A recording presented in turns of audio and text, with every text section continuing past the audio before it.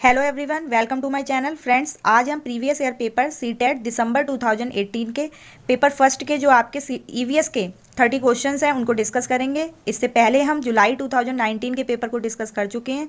अगर आपने अभी तक वो वीडियो नहीं देखी है तो आप वीडियो को प्लेलिस्ट में जाकर देख सकते हैं। लिंक जो है वो आपको डिस्क्रिप्शन में दिया गया है।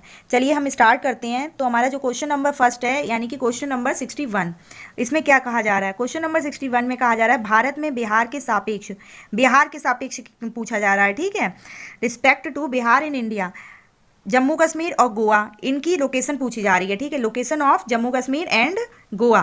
तो देखिए, सबसे पहले हम देख लेते हैं जो हमारी 4 डायरेक्शंस मैंने आपको पहले भी बताई थी।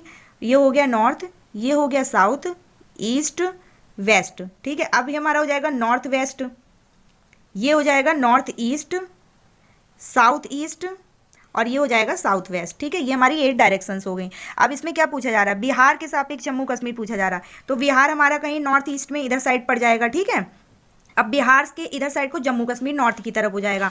तो जो जम्मू कश्मीर है वो किधर साइड आ रहा है? बिहार के अगर इधर साइड देखा जाएगा तो ये किधर साइड है? उत्तर पश्चिम, यानी कि उत्तर पश्चिम, नॉर्थ वेस्ट हो गया। फिर उसके बाद है गोवा का पूछा जाए। अब गोवा जो है हमारा कहीं इधर जाके पड़ता है महाराष्ट्र और कर्नाटक के बीच में, यानी कि मुंबई और कर्नाटक के बीच में पड़ता है। ठीक है, महाराष्ट्र और कर्नाटक।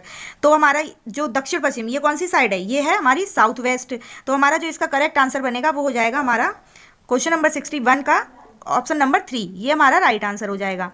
अब क्वेश्चन नंबर 62 को देख लेते हैं। इसमें कहा जा रहा है वाष्पीकरण की प्रक्रिया निम्नलिखित में से किस स्थिति में सबसे धीमी होगी? तो देखिए, सबसे पहले आप समझिए कि इवापोरेशन क्या है। तो देखिए, कोई भी लिक्विड यानी द्रव, उसका गैस में चेंज होना इवापोरेशन कहलाता है। फॉर एग्जांपल, आप पानी को गर्म कर रहे हैं, ठीक है, तो गैस जो उड़कर जाती है वो क्या होती है? वाष्प बन जाती है। इस प्रोसेस को हम क्या कहते हैं? इवापोरेशन कहते हैं। अब जो हमारा क्वेश्चन पूछ रहा है वो ये पूछ रहा है कि जो ये प्रोसेस है वो कब धीमा होगा, स्लोएस्ट होगा, कौन सी कंडीशन पर? तो हमारा जो इसका करेक्ट आंसर बनेगा वो होगा ऑप्शन नंबर 4, जब सरफेस जो एरिया है और जो टेम्परेचर है वो डिक्रीज होगा, यानी कि सतह क्षेत्र और तापमान दोनों की कमी में। ठीक है, वाष्पीकरण की जो प्रक्रिया है वो धीमी हो जाएगी। अब क्वेश्चन नंबर 63 है। ये क्या कह रहा है? इसमें पूछा जा रहा है स्थानों, दूरियों और दिशाओं की सापेक्ष स्थिति को समझने की क्षमता है। तो देखिए, इस टाइप का जो हमारा जो क्वेश्चन है वो हर बार सीटेट में क्वेश्चन पूछा जाता है। ठीक है, और अभी जो हमने क्वेश्चन नंबर 61 डिस्कस किया था वो इसी पर बेस्ड क्वेश्चन था, लोकेशन के ऊपर। ठीक है, मैपिंग स्किल, यानी कि इसका जो हमारा आंसर होगा वो मैपिंग स्किल बेस्ड जो अंडरस्टैंडिंग है वो हमारा ये बिल्कुल करेक्ट आंसर हो जाएगा। ऑप्शन नंबर 2, चित्रण कौशल, ये हमारा राइट आंसर होगा। क्वेश्चन नंबर 64 देख लेते हैं। इसमें क्या कहा जा रहा है? किस राष्ट्रीय पाठचर्या फ्रेमवर्क यानी कि एनसीएफ ने प्राथमिक स्तर पर एकीकृत पाठचर्या क्षेत्र के रूप में पढ़ाए जाने के लिए ईवीएस जो है पर्यावरण अध्ययन की सिफारिश की गई है? यानी कि इंटीग्रेटेड रूप में क्या है, ईवीएस को पढ़ाया जाएगा प्राइमरी लेवल पर। तो ये जो सिफारिश की गई है वो है हमारा एनसीएफ 1975 में ही ये बात कह दी गई थी। ठीक है, तो इसका हमारा करेक्ट आंसर क्या हो जाएगा? Option number 4 is the right answer. Question number 65 है, इसमें देख लेते हैं। इसमें कहा जा रहा है भारत में किस क्षेत्र में स्थानांतरित खेती करने का रिवाज है? कौन सी खेती पूछी जा रही है? स्थानांतरित खेती के बारे में पूछा जा रहा है। तो देखिए, स्थानांतरित जो कृषि होती है जिसमें हम पहले जो ट्रीज होते हैं उनको कट करके उनको जला देते हैं। ठीक है, जला दिया जाता है, और जो साफ की गई जो भूमि होती है, लैंड होती है, तो उसमें हम क्या करते हैं? उसमें बीज बो दिए जाते हैं। तो इसका ये जो कृषि है वो कहाँ पर मतलब की जाती है? यहाँ पे एरिया पूछा जा रहा है, रीजन पूछा जा रहा है। ठीक है, किस क्षेत्र में की जाती है? तो देखिए, इसका जो राइट आंसर होगा वो होगा हमारा नॉर्थ ईस्टर्न जो रीजन है वो वहाँ पे क्या है हमारा ये स्थानांतरित खेती जो है वो की जाती है। क्वेश्चन नंबर 6 है उसको देख लेते हैं। क्वेश्चन नंबर 66 कह रहा है नदी बांधों से उत्पन्न जल विद्युत के लिए निम्नलिखित में से कौन सा कथन सत्य नहीं है? ठीक है, नदी बांध के बारे में पूछा जा रहा है कि जो उत्पन्न जल विद्युत है उनके लिए इनमें से कौन सा स्टेटमेंट जो है वो सही नहीं है? तो इसका जो हमारा राइट आंसर होगा वो होगा ऑप्शन नंबर 1, बांध जो होते हैं वो टिकाऊ विकास को प्रोत्साहित करते हैं। ये जो है ये कथन सही नहीं है। अब देखिए, क्वेश्चन नंबर 67 है, निम्नलिखित में से कौन सी ग्रीन हाउस गैस, ठीक है, ग्रीन हाउस गैसेस पूछी जा रही है कि इनमें से कौन सी ग्रीन हाउस गैसेस हैं? इन चारों में से पूछा जा रहा है। तो देखिए, सबसे पहले तो ये जान लीजिए कि ग्रीन हाउस जो गैसेस हैं उनमें कौन कौन सी आती हैं। तो उसमें है methane, nitrous oxide, carbon dioxide, water vapour, ozone, CFC यानी कि chlorofluorocarbon, carbon monoxide, sulphur dioxide, ये सारी क्या है? हमारी ग्रीन हाउस गैसेस हैं। तो देखिए, CO2 भी शामिल है उसमें, मीथेन भी है और वाटर वेपर भी, ये तीनों ही क्या है उसमें शामिल हैं। तो हमारा जो ऑल ऑफ द अबव जो है ऑप्शन नंबर 4 ये हमारा राइट आंसर हो जाएगा। क्वेश्चन नंबर 68 कह रहा है भारत में ठंडे जो रेगिस्तान हैं भारत में ठंडे रेगिस्तान मानसून से प्रभावित क्यों नहीं होते? तो इसका जो हमारा राइट आंसर होगा वो होगा ऑप्शन नंबर 2, ठंडे रेगिस्तान हिमालय की वृष्टि छाया में होते हैं, इस वजह से भारत में ठंडे रेगिस्तान जो है वो मानसून से प्रभावित नहीं होते हैं। फिर क्वेश्चन नंबर 69 है, ताजमहल के पीले होने के लिए, यहाँ पर ताजमहल की बात की जा रही है कि उसके पीले होने के लिए निम्नलिखित में से कौन सा जिम्मेदार है, यानी कि इसमें कौन सी जो गैस है वो जिम्मेदार है। ठीक है, तो देखिए जो ताजमहल का पीला रंग है वो बेसिकली किसकी वजह से है? एसिड रेन जो होती है जिसमें सल्फर डाइऑक्साइड होती है उसकी वजह से होता है। तो हमारा जो करेक्ट आंसर होगा वो होगा ऑप्शन नंबर 2, सल्फर डाइऑक्साइड। ये हमारा बिल्कुल करेक्ट आंसर हो जाएगा। क्वेश्चन नंबर 70 है, इसमें पूछा जा रहा है गोलकोंडा किला, यहाँ पे गोलकोंडा किला के बारे में पूछा जा रहा है। गोलकोंडा किला किसने बनवाया था? तो देखिए गोलकोंडा जो किला है वो कहाँ पर है? हमारा हैदराबाद में है, जो कि काकतीय जो राजवंश है उसमें कुली कुतुब शाह ने बनवाया था। तो हमारा जो आंसर होगा वो होगा काकतीय जो डायनेस्टी है, ये बिल्कुल हमारा राइट आंसर हो जाएगा। क्वेश्चन नंबर 71 है, इसमें कहा जा रहा है, इसमें किसी वस्तु का जो द्रव्यमान है यानी कि जो मास है वो पूछा जा रहा है। तो देखिए मास का जो फॉर्मूला होता है वो हमारा क्या होता है? मास इक्वल टू, मास का फॉर्मूला हो गया हमारा वॉल्यूम इनटू डेंसिटी। ठीक है, ये हमारा फॉर्मूला हो गया। तो वॉल्यूम कितना दे रखा है इसमें? वॉल्यूम हमें दे रखा है 3। ठीक है, तो 3 हो गया, 3 मल्टीप्लाई 15, क्योंकि 15 क्या है हमारा? डेंसिटी दे रखा है। ठीक है, ये हमारा 15, तो इसका जो राइट आंसर होगा वो होगा हमारा 45। 3 × 15 इक्वल टू 45। तो 45 जो ऑप्शन नंबर 2 है ये हमारा इसका करेक्ट आंसर हो जाएगा। क्वेश्चन नंबर 72 है, इसमें कहा जा रहा है निम्नलिखित में से कौन सी अदिश राशि है? तो देखिए एक तो हमारी होती है स्केलर क्वांटिटी, एक होती है हमारी वेक्टर क्वांटिटी। ठीक है, तो यहाँ पर किसके बारे में पूछा जा रहा है? स्केलर क्वांटिटी के बारे में पूछा जा रहा है। तो स्केलर क्वांटिटी जो है इनमें से कौन सी क्या है? ठीक है, ये पूछा जा रहा है इन चारों में से क्या है। ठीक है, तो देखिए जो स्केलर क्वांटिटी होती है उसमें हमारे जो वॉल्यूम यानी कि आयतन, वर्क, टाइम, स्पीड, मास, ये सारी चीज़ें आती हैं। तो देखिए अब क्या बनेगा हमारा आंसर? ये भी नहीं होगा संवेग, ये भी नहीं होगा मोमेंटम, वेट भी नहीं आएगा, ग्रेविटी भी नहीं होगी। जो हमारा राइट आंसर होगा वो होगा हमारा द्रव्यमान यानी कि mass is the right answer. Question number 73 है, एक ऐसी वस्तु जिसमें से कोई प्रकाश किरण गुजर नहीं सकती, यानी कि कोई भी जो लाइट रेज होती हैं वो गुजर नहीं सकती पूछा जा रहा है। तो देखिए जो ट्रांसपेरेंट होता है उसमें तो पास हो जाएंगी, ठीक है, जो रेज हैं लाइट रेज, और अपारदर्शी में नहीं होती हैं। ठीक है, तो ये हमारा यहाँ पे पूछा जा रहा है नहीं हो सकती, यही हमारा जो है अपारदर्शी, ये हमारा बिल्कुल राइट आंसर हो जाएगा। ठीक है, पारभासी में क्या होता है कि कुछ लाइट रेज होती हैं वो मतलब पास हो भी सकती हैं और कुछ नहीं भी होती हैं, तो इसलिए ये भी हमारा करेक्ट नहीं होगा। ये दोनों ही हमारे ये तीनों ही हमारे करेक्ट नहीं होंगे। जो क्वेश्चन नंबर 73 का आंसर बनेगा वो होगा हमारा option number first is the right answer. Question number 74 है, इसमें क्या कहा जा रहा है? ये जो क्वेश्चन था देखिए, तो जो हमारा क्वेश्चन नंबर 74 था ये थोड़ा डाउट में था। इस क्वेश्चन को क्या किया था, जो सीटेट के द्वारा हटा दिया गया था, और इस क्वेश्चन का जो 1 मार्क्स है वो सभी को मतलब कॉमन नंबर दे दिया गया था। तो इस क्वेश्चन को हम डिस्कस नहीं करेंगे, इसको छोड़ देंगे। ठीक है, इसको छोड़ देंगे। 75 सीधे इस पर चलते हैं। 75 में क्या कहा जा रहा है वो देख लेते हैं। एक विलय का विघटन दर, ठीक है, यानी कि rate of dissolution of a solute, ठीक है, डिपेंड्स ऑन, ये किस पे डिपेंड करता है, किस पे निर्भर करता है? तो ये जो है वो उसके सरफेस एरिया पर डिपेंड करता है। ठीक है, तो इसका हमारा करेक्ट आंसर हो जाएगा ऑप्शन नंबर 3। क्वेश्चन नंबर 76 में है, सुषमा चाहती है कि उसके छात्रों को पेड़ों के संरक्षण के लिए संवेदनशील बनाया जाए। निम्नलिखित में से कौन सी ऐसा करने की सबसे उपयुक्त रणनीति होगी?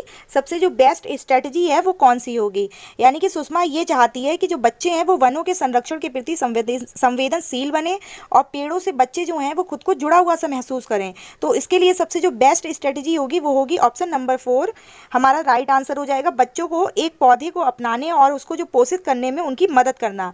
ठीक है, ताकि बच्चे जो हैं वो खुद से उस पौधे की जो देखभाल करें और वो समझें उस चीज़ को कि जो ट्रीज हैं वो हमारे लिए कितने ज़्यादा इंपॉर्टेंट हैं। ठीक है, तो क्वेश्चन नंबर 76 का राइट आंसर होगा ऑप्शन नंबर 4। नेक्स्ट क्वेश्चन पर चलते हैं। क्वेश्चन नंबर 77, इस क्वेश्चन में कहा जा रहा है कि अभय ने अपने छात्रों से उन बीमारियों पर समूह में एक सर्वेक्षण करने के लिए कहा जिनसे उनके पड़ोस के लोग जो हैं वो पीड़ित थे। पाठ्यपुस्तक में सर्वेक्षण का उल्लेख नहीं किया गया है। इस शिक्षण अधिगम की रणनीति के लिए कौन सा विकल्प जो है वो प्रासंगिक है, यानी कि कौन सा जो विकल्प है वो रिलेवेंट है। ठीक है, तो देखिए ऑप्शन जो है इसका हमारा राइट आंसर होगा ऑप्शन नंबर 4 हमारा राइट आंसर होगा कि कौन सा सही नहीं है। इससे समुदाय को उन बीमारियों को समझने की मदद मिलेगी जिनसे वो खुद पीड़ित है। तो देखिए ये जो होगा वो हमारा राइट हो जाएगा, क्योंकि यहाँ पे नॉट पूछा जा रहा है। अब देखिए इस ऑप्शन नंबर फर्स्ट में कहा जा रहा है इसने इसने समुदाय के साथ बातचीत करने का अवसर प्रदान किया जाएगा इसमें। तो ये बिल्कुल सही बात है कि जो कम्युनिटी है उससे बच्चे क्या करेंगे, उसमें अपने आप को इन्वॉल्व करेंगे, ठीक है। तो ये अवसर प्रदान किया जा रहा है। इससे बच्चों को वास्तविक जीवन के साथ रियल लाइफ की बात की जा रही है, ये भी सही हो जाएगा। बच्चों को डेटा हैंडलिंग समझने की किस तरीके से इस कार्य को किया जाता है, काम करने को सक्षम बनाएगा, ये भी सही है। तो ये तीनों हमारे सही हैं। ये वाला जो है वो सही नहीं होगा। तो यही हमारा ऑप्शन नंबर 4 जो है वो राइट आंसर हो जाएगा, क्योंकि वो जो व्यक्ति जो खुद से बीमारी से पीड़ित है उसको तो अपने बारे में खुद से स्वयं से उस बीमारी के बारे में पता है, ठीक है। तो देखिए अब क्वेश्चन नंबर 78 में क्या कहा जा रहा है ये देख लेते हैं। आपातकालीन परिस्थितियों के बारे में बात करने के लिए प्रिया ने बच्चों के अनुभव पूछे, ठीक है। प्रिया ने बच्चों के अनुभव पूछे जब उन्हें कभी आपात स्थिति का सामना करना पड़ा, ठीक है। तो आपातकालीन परिस्थिति की बात की जा रही है यहाँ पर। बच्चों ने आग, बिजली के झटके और सड़क दुर्घटनाओं के साथ अपने अनुभव सुनाए।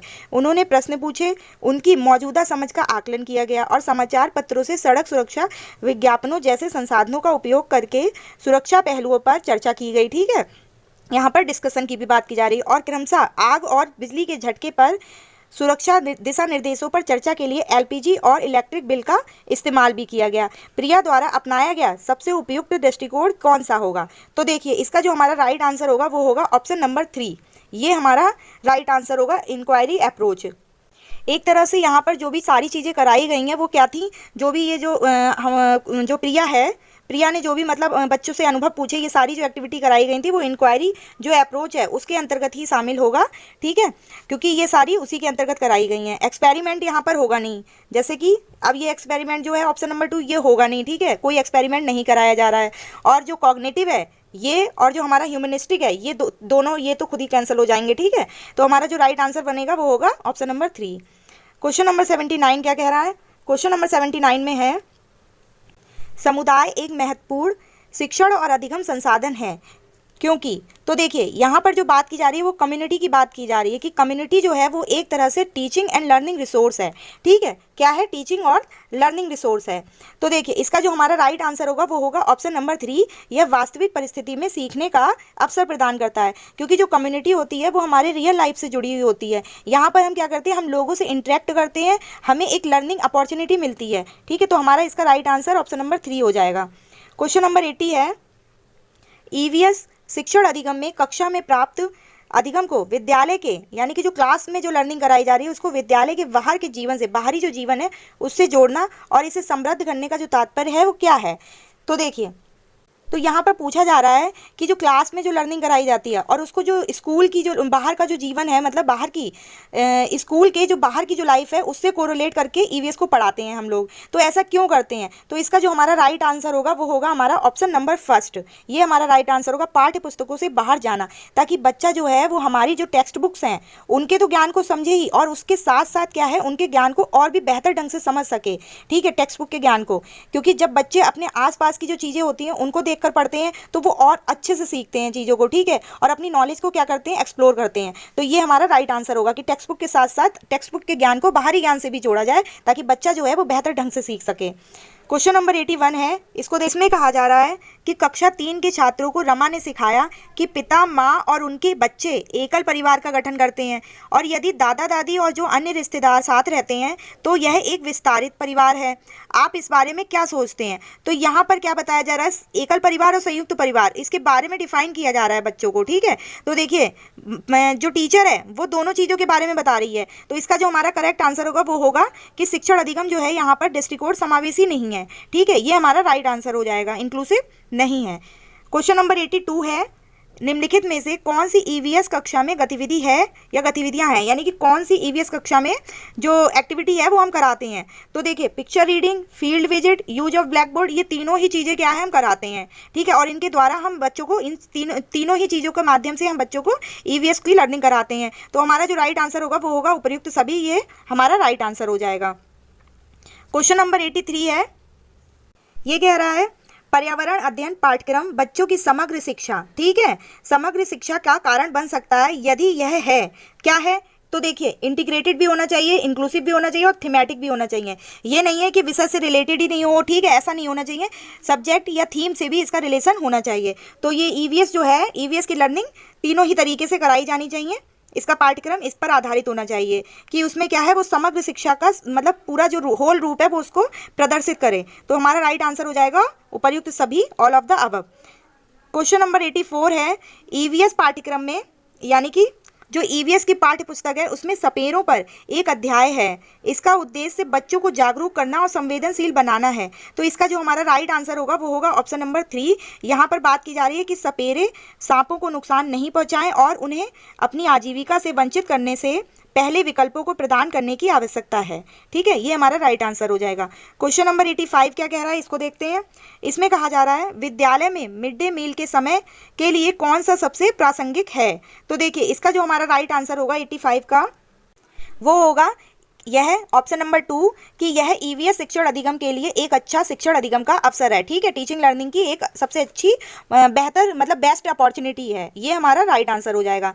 क्वेश्चन नंबर 86 है, पर्यावरण अध्ययन के संदर्भ में बोझ के बिना सीखना क्या बताता है। यानी कि बोझ के बिना सीखने का मतलब है जो अबोध का जो भार है उसको कम करने की ज़रूरत है। ठीक है, जिस चीज़ के बारे में बच्चे नहीं जानते हैं या उनको इस बारे में नहीं पता है, इस तरह के बोझ को कम कर दिया जाए। तो इसका जो हमारा राइट आंसर होगा वो होगा हमारा option number 3 is the right answer. अबोध का भार कम करने की ज़रूरत है। ठीक है, ये हमारा सही आंसर होगा। क्वेश्चन नंबर 87 है, ईवीएस कक्षा में समूह में सीखने का क्या उद्देश्य है। यानी कि जो ग्रुप में लर्निंग कराई जाती है तो उसका मेन मोटिव जो है वो क्या है। इसका हमारा राइट आंसर हो जाएगा ऑप्शन नंबर 3, सहयोग के मूल्यों को लागू करने और एक साथ काम करने के लिए प्रत्येक बच्चे को सक्रिय रूप से भाग लेने और सीखने में सक्षम बनाना। कि बच्चे जो हैं वो खुद से एक्टिव रोल प्ले करें किसी भी ग्रुप में और चीज़ों को बेहतर ढंग से सीखें और एक दूसरे को कोऑपरेट करके चीज़ों को सीखें। ठीक है, जो मॉरल वैल्यूज हैं उनको भी समझें। ठीक है, ये जो हमारा राइट आंसर हो जाएगा इसका क्वेश्चन नंबर 87 का। क्वेश्चन नंबर 88 कह रहा है कि बाला की जो फुल फॉर्म है यानी कि ये बाला का पूरा रूप क्या है। ठीक, उसका फुल फॉर्म पूछा जा रहा है। तो इसका हमारा राइट आंसर हो जाएगा बिल्डिंग एज लर्निंग एड्स। ये जो है हमारा राइट आंसर हो जाएगा अधिगम सहायक के रूप में बिल्डिंग, ये बाला का फुल फॉर्म हो गया ऑप्शन नंबर 3।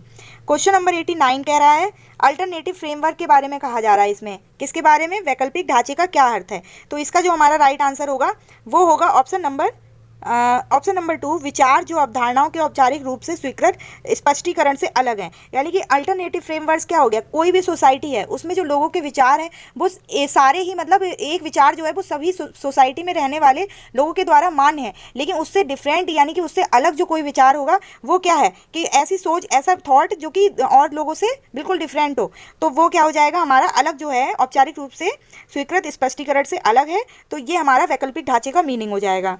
क्वेश्चन नंबर 90 है, महिलाएं पुरुषों की तुलना में, यहाँ महिलाएं पुरुषों की तुलना में कमज़ोर हैं, ये बात की जा रही है। तो देखिए वैसे तो इसका आंसर जो है वो जेंडर स्टीरियोटाइप होना चाहिए कि ये एक रूढ़िबद्ध धारणा को प्रदर्शित कर रहा है कि जो महिलाएं हैं वो पुरुषों की तुलना में क्या वीक हैं, ये बताया जा रहा है। लेकिन क्या है जो सीटेट है उसने इसका आंसर मिथक बताया, मिथ, ये राइट आंसर बताया। तो हम जो है वो सीटेट के साथ ही जाएंगे, इसलिए इसका राइट आंसर जो है वो हो जाएगा ऑप्शन नंबर 1 मिथ। अब देखिए तो ये थे फ्रेंड्स हमारे 90 क्वेश्चन जो ईवीएस के हैं वो हमने डिस्कस कर लिए हैं। आई होप कि आपको ये सब समझ में आ गया होगा। हमारा ये जो दिसंबर 2018 का जो पेपर था पोर्शन वो हमने डिस्कस कर लिया है। ठीक है, अब जो नेक्स्ट वीडियो होगी उसमें हम प्रीवियस ईयर पेपर जो मतलब कोई नया पेपर मतलब ईवीएस का उसको डिस्कस करेंगे। अगर अभी तक आपने हमारे चैनल को सब्सक्राइब नहीं किया हो तो प्लीज़ वीडियो को लाइक, कमेंट और शेयर करें और चैनल को सब्सक्राइब करें। Thanks to all.